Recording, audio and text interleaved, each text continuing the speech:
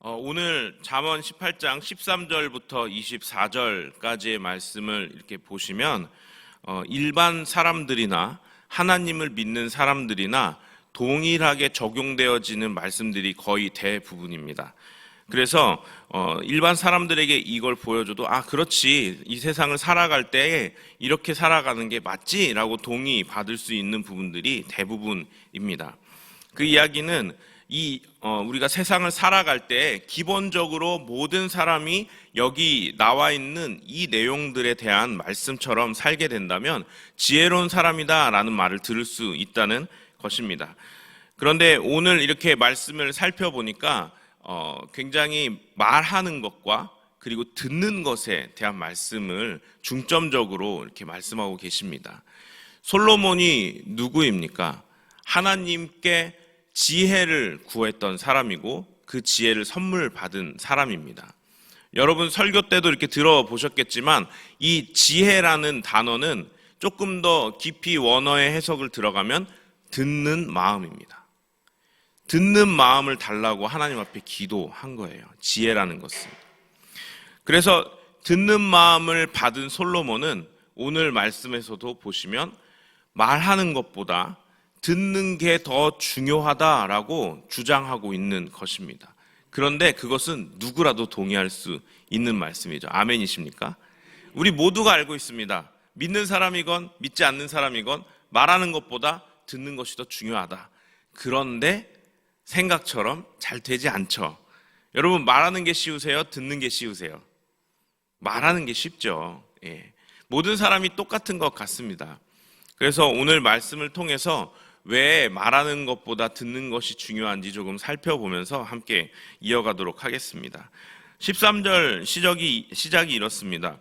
사연을 듣기 전에 대답하는 자는 미련하여 욕을 당하느니라. 누가 봐도 맞는 말이죠. 듣기 전에 서둘러서 이렇게 대답해 주게 되면 꼭 이를 그르치는 것, 믿는 사람이건 믿지 않는 사람이건 누구라도 동의할 수 있는 그런 말씀입니다. 그리고 그 말씀에 이어서 14절은 잠깐 띄고 15절의 말씀에 이렇게 또 나와 있습니다. 명철한 자의 마음은 지식을 얻고 지혜로운 자의 귀는 지식을 구하느니라. 여기서 왜 하필 또 귀라고 했을까요? 이 듣는 것이 굉장히 지혜와 연결되어 있다라고 말씀하고 있는 것입니다. 그리고 나서 밑으로 계속 가다 보면 20절에는 또 이런 말씀이 있습니다. 사람은 입에서 나오는 열매로 말미암아 배부르게 되나니 곧 그의 입술에서 나는 것으로 말미암아 만족하게 되느니라. 21절에는 혀에 대한 이야기가 나와 있습니다. 말하는 것과 또 동일한 것이죠.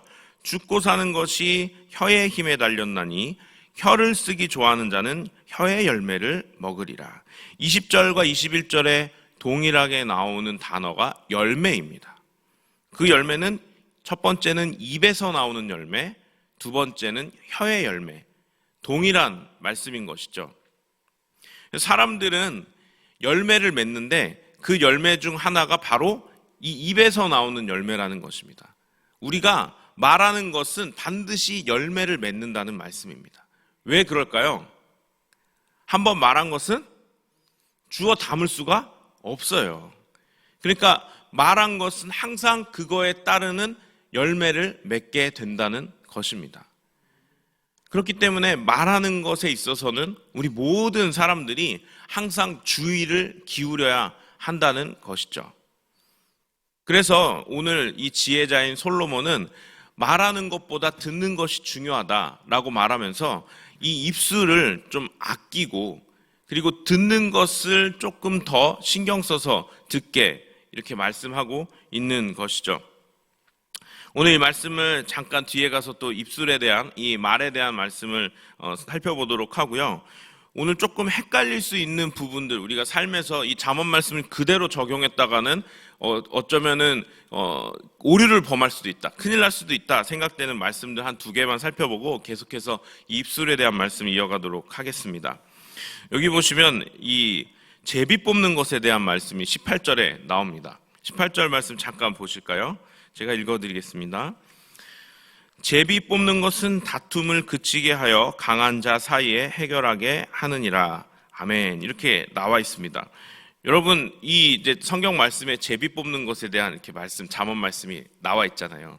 그러니까 우리들이 어떤 일들을 하거나 그럴 때 뭔가 갈등 때문에 잘 이렇게 해결이 되지 않는 것 같다. 그럴 때 지금 이 시대의 사람들이 제비 뽑기를 해서 이 문제를 중대사를 해결하는 경우가 거의 없습니다.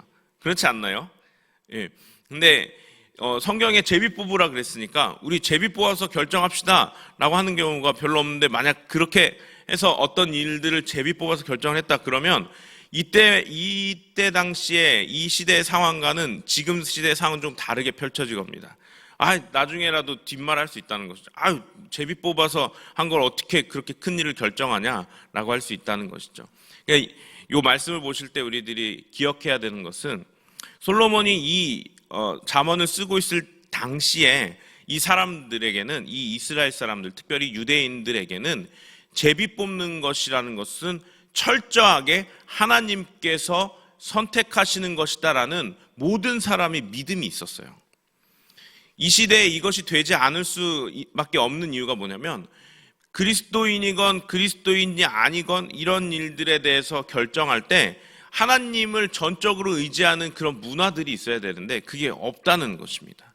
그러니까 하나님 믿지 않는 사람들에게 제비 뽑자 그러면은 말도 안 된다고 말하는 것이죠. 그리고 하나님을 믿는 사람들에게도 제비 뽑는 것은 그만큼 지금 이 시대에 익숙해 있지 않기 때문에 제비 뽑는 것으로 중대사를 결정하는 것은 조금 무리가 될 수 있습니다.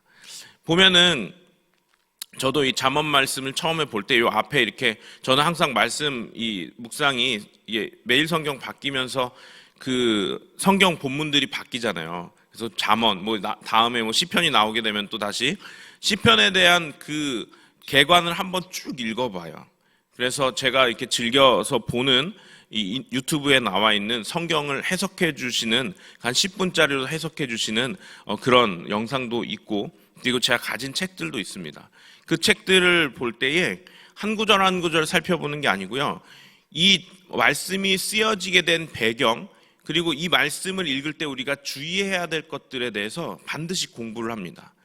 제가 그래서 잠언 처음에 들어갈 때도 마찬가지로 그런 공부를 했겠고, 잠언 말씀을 볼 때 주의해야 될 것이 뭐냐면, 잠언 말씀을 시대의 그 변화와 상관없이 그대로 적용하기에는 시대의 상황들이 분명히 무리가 있다라고 나와 있어요.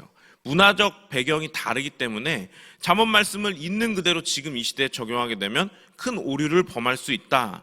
그래서 잠언 말씀은 지혜롭게 읽지 않으면 오히려 지혜롭지 못한 사람이 될 수 있다라고 이렇게 해석을 해놓았더라고요. 굉장히 의미 있는 말씀이었던 것 같습니다.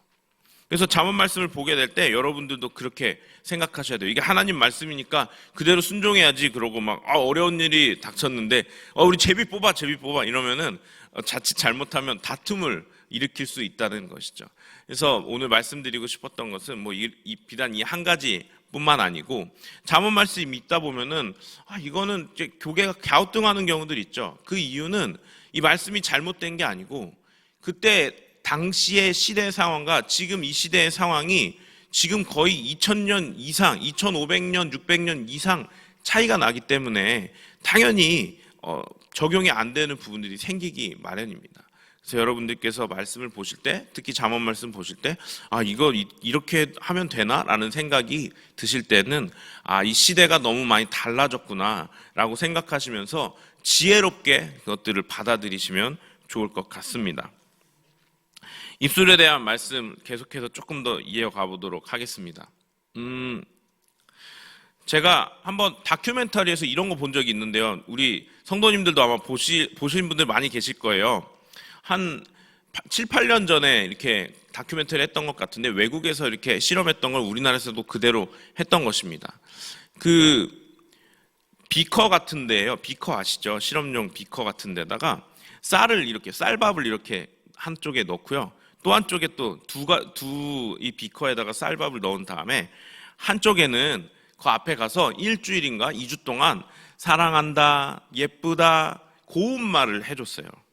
그리고 또 한쪽에는 가서 싫어, 뭐 너 저리 가, 뭐 약간 싫은 말, 저주하는 말들을 해줬어요. 2주 동안. 여러분 혹시 이 다큐멘터리 보신 적 있으세요? 못 보셨으면 한번 그 유튜브 같은 데도 한번 찾아보시기 바랍니다. 아마 말의 힘이라는 단어로 검색하시면 아마 나올 거예요. 2주 있다가 이 실험 해본 결과 어떻게 됐냐면, 고운 말을 해주고 사랑한다, 뭐 아 예쁘다 이런 고운 말을 해줬던 쪽에는 여러분 이 밥이 부패하면 뭐가 생기죠? 곰팡이가 생기잖아요. 그 곰팡이가 하얀색 곰팡이가 맺어진 거예요. 생긴 거예요.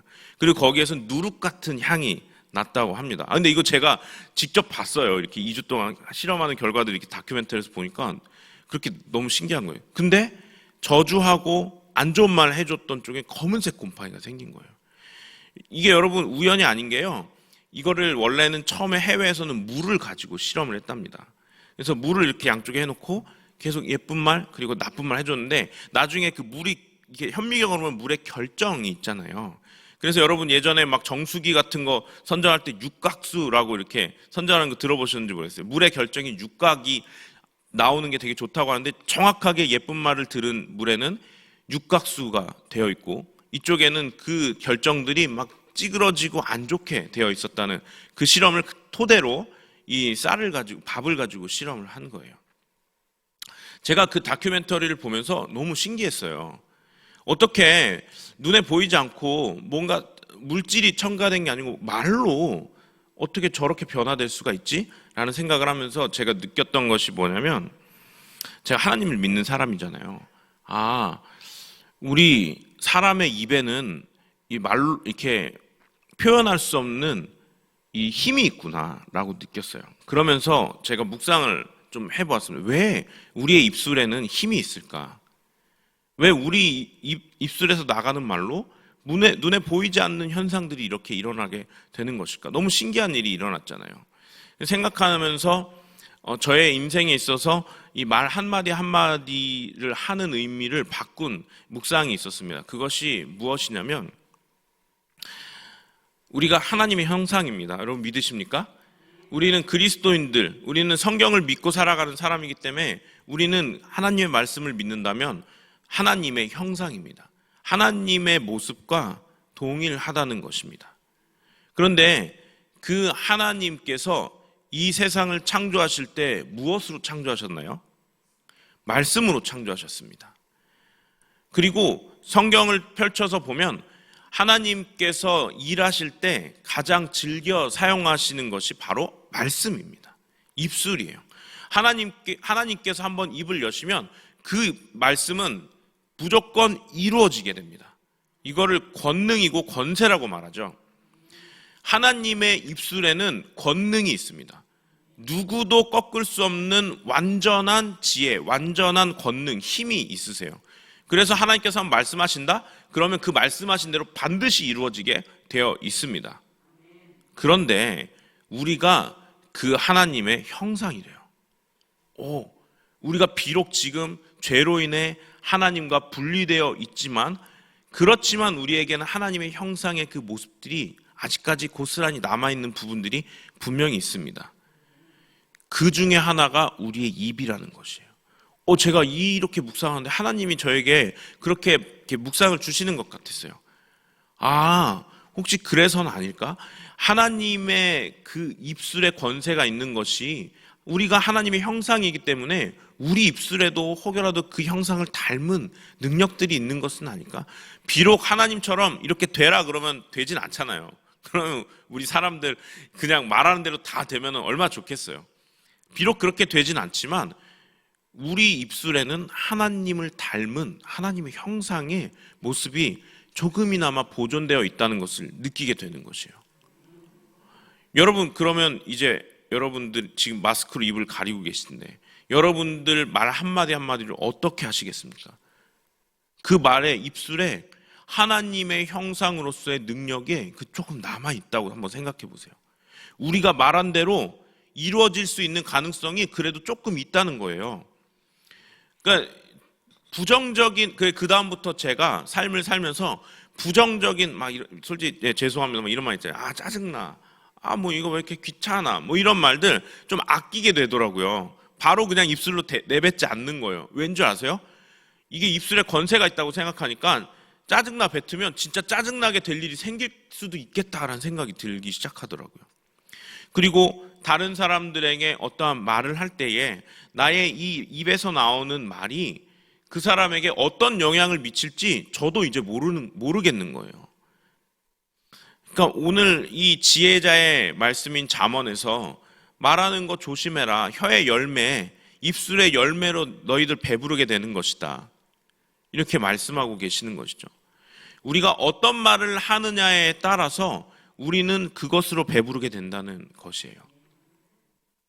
그래서 우리는 사실 진리만 말했으면 좋겠는데 사람은 진리만 말하고 살 수가 없지요. 사람은 죄인이기 때문에 그렇습니다. 그렇지만 오늘 이 잠언에서 말씀하시는 것은 스스로 그러한 말하는 것들에 대해서 제어하는 것이 지혜로운 자다라고 말씀하고 있는 것입니다. 이것은 믿는 사람에게나 믿지 않는 사람에게나 동일한 말씀이지만 오늘 이 말씀을 마치기 전에 한 가지만 기억했으면 좋겠습니다. 왜 그래야 하는가? 우리 말 아껴야 되는 건 다 알잖아요. 그런데 제가 그 이유를 전제로 여러분들께 제시해 드리는 것입니다. 왜 그래야 한다는 것이죠? 우리의 입술은 하나님의 형상을 닮았기 때문에 우리 입술에는 보이지 않지만 그 하나님의 권능을 닮은 힘이 그래도 아직까지 남아있을 수 있다는 것입니다. 그래서 우리가 말을 함부로 하게 되면 그 함부로 한 말이 이루어질 수도 있어요. 그렇게 생각하게 되면 우리들의 말을 아낄 수밖에 없다는 것입니다. 그리고 하나님의 뜻에 합당한 말만 하려고 우리들이 한 번 더 생각할 수 있다는 것이죠. 이것은 여러분 조금 반의하시는 분들 계신 것 같아요. 과학적으로 조금 증명된 게 있죠. 방금 제가 다큐멘터리 보면서 이렇게 이런 생각들을 하게 됐다고 했잖아요. 그래서 우리들이 입술을 열 때에 다른 사람들과 대화할 때에 항상 머릿속으로 좀 생각하면서 대화하면 좋을 것 같습니다. 이것이 하나님이 원하는 뜻일까라는 것을 먼저 생각하며 내게서 이러한 고백들이 나아갔을 때 이로 인해서 이 사람이 생각하게 될 것들이 과연 진리와 가까울 것인가? 물론 말하면서 어떻게 이런 걸 다 생각하면서 해요. 그렇지만 우리들이 이렇게 노력을 하게 되면 여러분 제가 제 삶에서 변화가 무엇인지 아십니까? 말하는 수가 급격히 줄어들고요. 대신 듣는 거에 귀 기울이게 되는 역사가 자동으로 일어나더라고요. 왜냐하면 저 사람이 말하는 거를 들어야 제가 올바르게 말할 수 있거든요. 그래서 오늘 이 말씀을 들으신 우리 성도님들 살아가실 때 이 말씀 보시면서 다 알지. 듣는 게 말하는 것보다 중요한 거 알지. 그리고 말할 때 조심해서 말해야지. 알지.